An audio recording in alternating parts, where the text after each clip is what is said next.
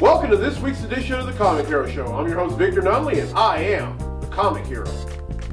Now, Bob Kane was solely credited by DC Comics of creating Batman 75 years ago. But he had a creative partner who helped in the process but was unnoticed by DC Comics. Who was that person? Was it A, Bill Finger, B, Joe Simon, or C, Jack Kirby? I'll reveal the answer a little later on, but for right now, let the ranting begin.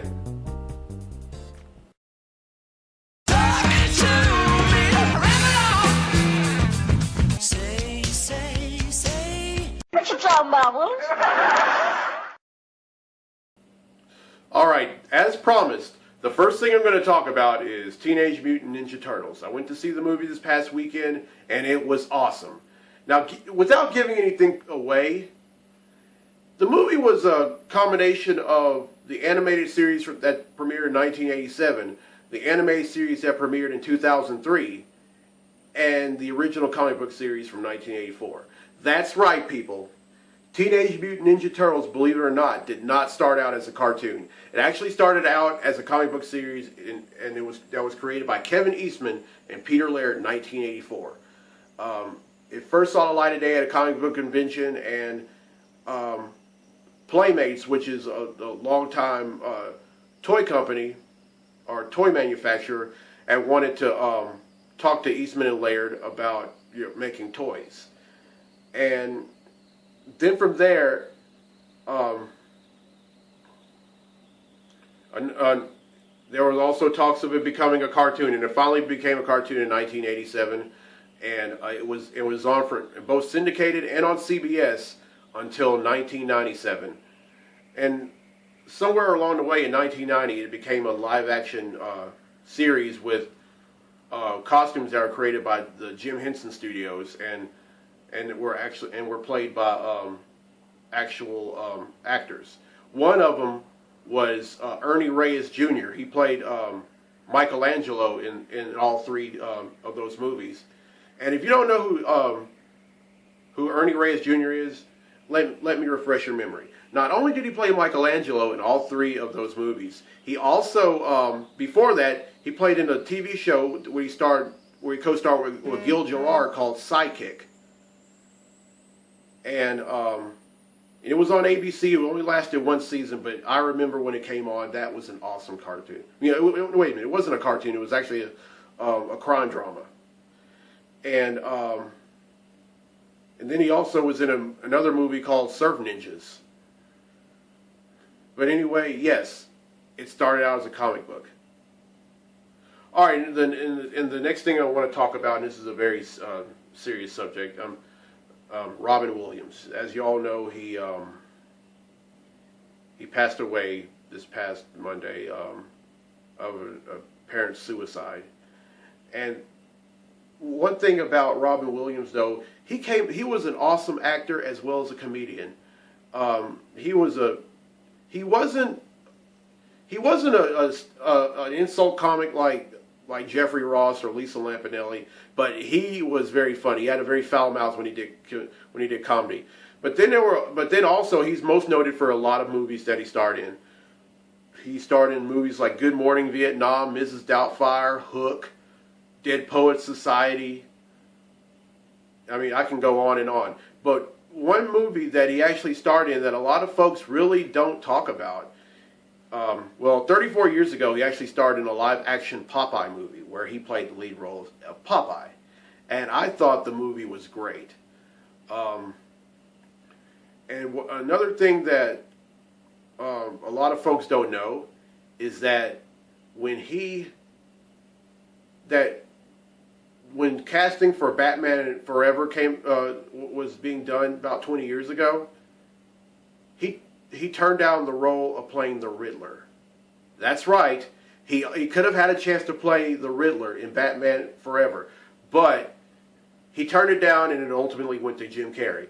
But my personal opinion is, I think he would have made a great Riddler, because I think Jim Carrey pretty much overdid it.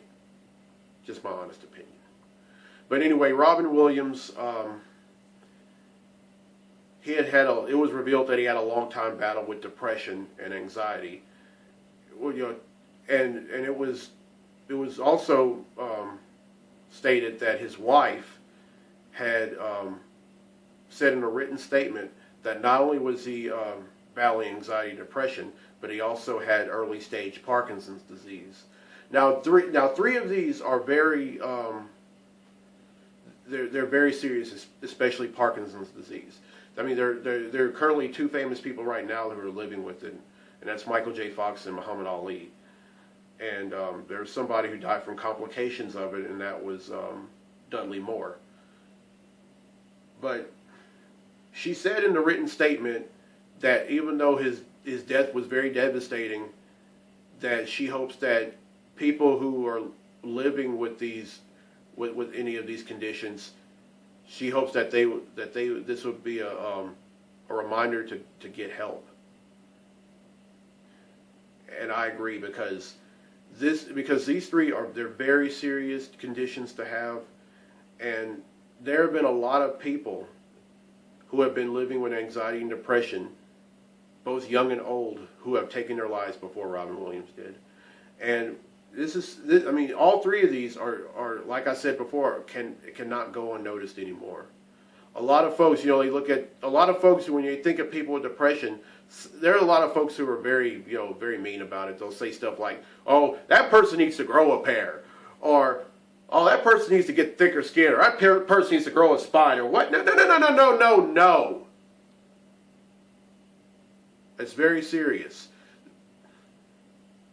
And I ought to know, because I once battled it, and let me tell you, it was not fun. To live with depression is probably one of the worst feelings you could ever have. But I just want to say this to anyone that is living with anxiety and depression: you're not alone. You may think you're alone, but you're really not. I've lived because let me tell you, there have been times where I wanted to do things that I will regret, because I just couldn't take it anymore. But that's not the way. Taking your own life isn't the way to go about doing that. I mean, if you go to high school, try to look for a guidance counselor. If you go to college, try to look for a guidance counselor. And let me tell you something. People with depression, I mean, even there are certain jobs that have guidance counselors for all the people who are adults and have adult jobs. And if not, then just try to seek help at the nearest place that has a guidance counselor, because it's not worth taking your life. All right, that's all I want to talk about. This week's segment of DC versus Marvel, it's going to be quite a different one. It's Adam Strange versus Star-Lord. Let's go! Are you man enough, big and bad enough? Are you gonna let them shoot you down? Welcome back to DC vs. Marvel. This week it's Adam Strange vs. Star-Lord. Adam Strange has no powers, but he wears a jetpack spacesuit that allows for sustained flight and interstellar travel. He also carries energy blast guns, generates solid light equipment via spacesuit, and can see into the whole electromagnetic spectrum. Star-Lord is a master strategist and problem solver who's an expert in close-quarter combat, various human and alien firearms and battle techniques. He has extensive knowledge of various alien customs, societies, and cultures, and considerable knowledge about cosmic abstracts. He wears a suit that grants him augmented strength and durability, and the ability to travel through space.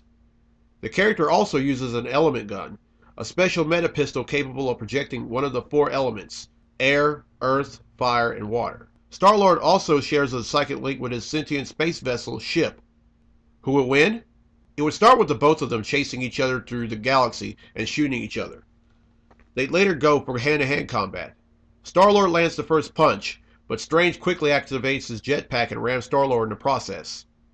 Star-Lord then ends it by psychically connecting with Ship and commanding it to ram Strange. Strange quickly recovers and pulls out an energy blast gun, but not before Star-Lord sets his element gun to water and captures Strange, who is later imprisoned. Star-Lord wins. And that concludes this week's segment of DC vs. Marvel. Well, I hope you enjoyed this week's segment of DC vs. Marvel. I have another one up next week. Alright, let's get to the comics I bought this week. Comic books I bought this week.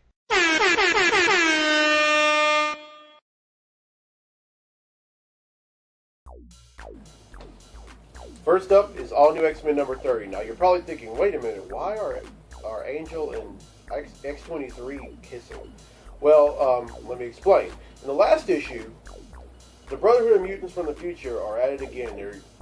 They've come to the present to either bring the X-Men, the 5 original X-Men, back to the past, or kill them if there is no other way. Now I need to remind you, out of the 5 original X-Men, there's only 4 of them that are together. Now, Cyclops, or the young Cyclops, ended up going off with his father, Corsair, aka Christopher Summers, off in space. Well, we find out that young Xavier, who happens to be the son of the late great Professor X, well, he ends up, he had been mind controlling all the other members of the Brotherhood. So they've been doing what he's been commanding all this time against their will. Well, X-23 ends up stabbing young Xavier to the point where he almost bleeds to death. And then she even kills Reyes, who happens to be Wolverine and Mystique's son from the future. And the other members of the Brotherhood end up going back to the future, and young Xavier is then taken into custody by S.H.I.E.L.D. And that and Angel and X-23 go off together in Cyclops' on Cyclops' motorcycle. But then we find out that young Xavier ended up writing a letter to himself while in prison by S.H.I.E.L.D. and wrote a letter to himself so that he could tell himself how to defeat the X-Men.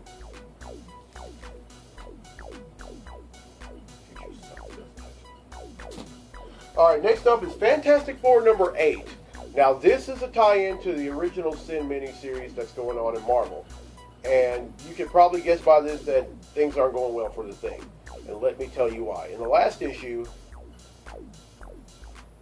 he wants to beat up the Human Torch for a secret that was revealed to him about the time Reed tried to restore him back to his normal self.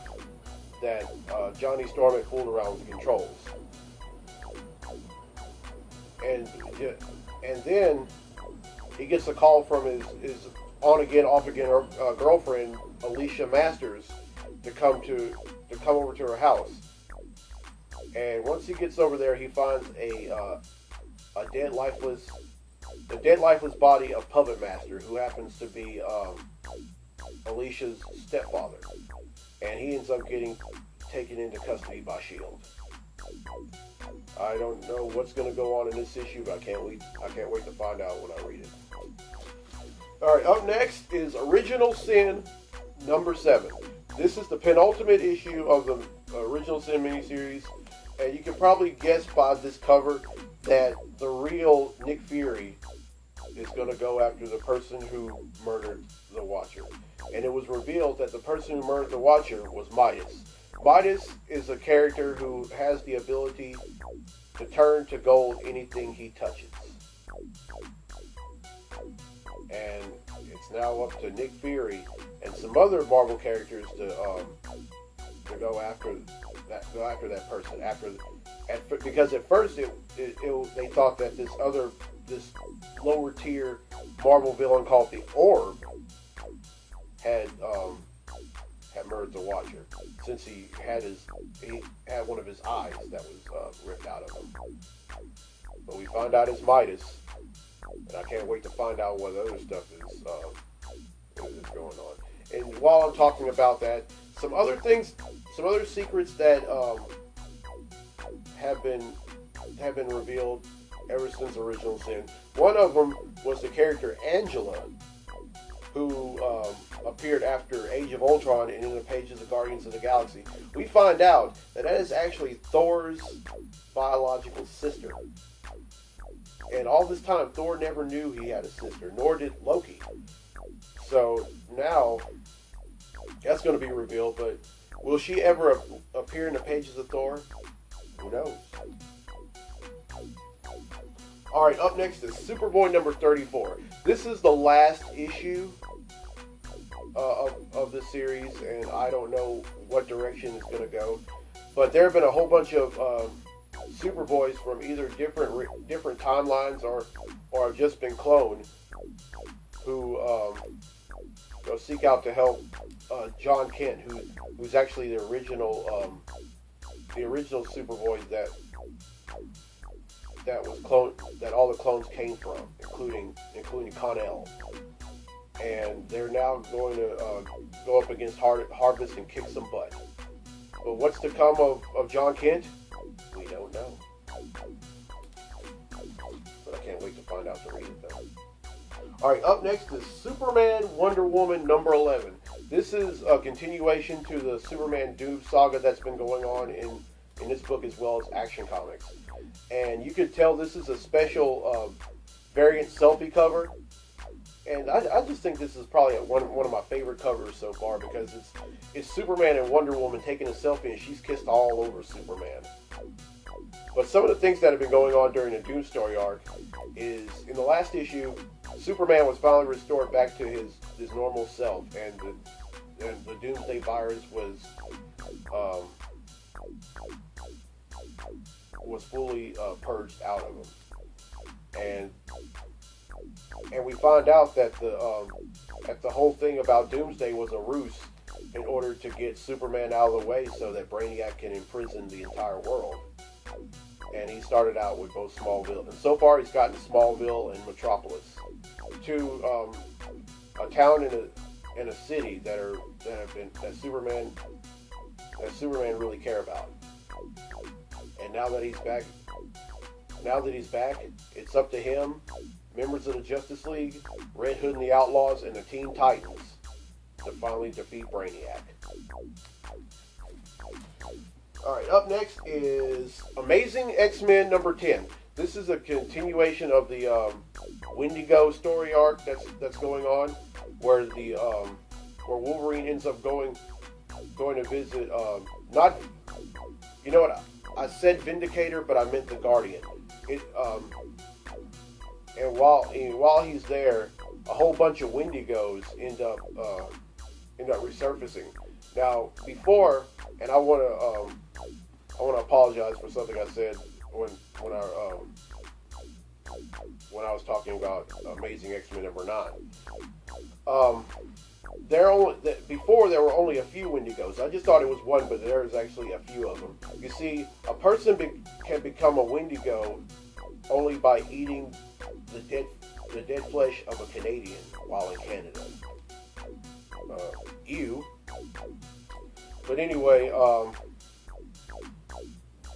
but there's something else that's made a whole town of Canadian people in the Wendigos, and it's not that they've eaten each other's flesh. It's something else, and Wolverine and the rest of the X-Men are going to find out what. However, at the very end of it, Wolverine becomes a Wendigo, and that sucks because Marvel's trying to. I mean, that sucks because not only is he going that, but Marvel's trying to kill off Wolverine.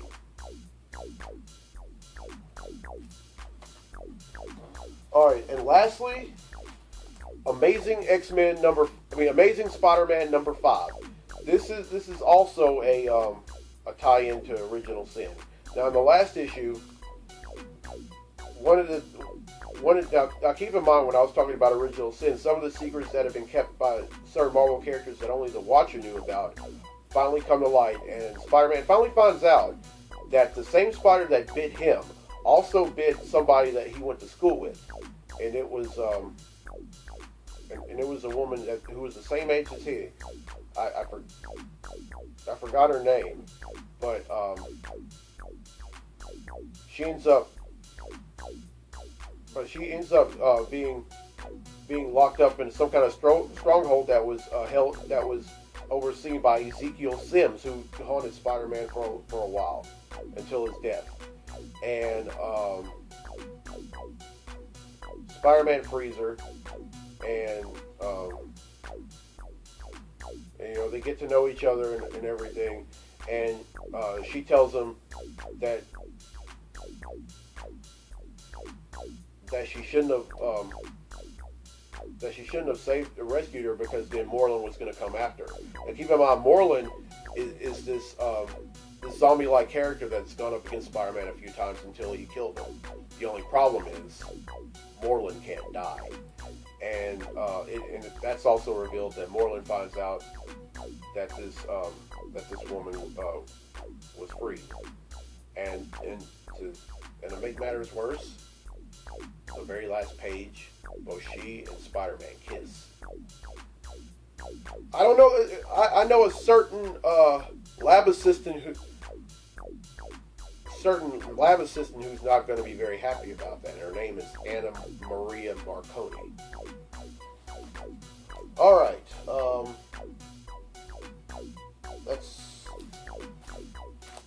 I forgot how many I bought today. How many I bought? Okay, that's 7 I bought, which brings the total number of comics that I bought since December of 1997 to 6,348.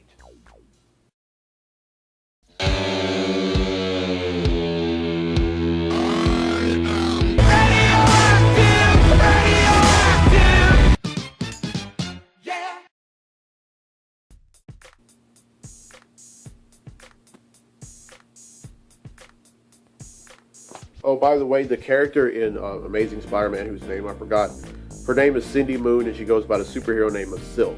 In other words, that's the same character that I said that got bitten by the same radioactive spider that bit Peter Parker on that school field trip.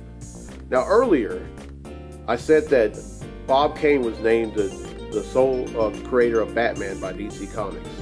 But who was the other person who actually helped Bob Kane create Batman, but was not given credit for it? Was it A, Bill Finger, B, Joe Simon, or C, Jack Kirby? The correct answer is A, Bill Finger. There were a lot of elements that he contributed to with creating Batman alongside Bob Kane. All of them went unnoticed by DC.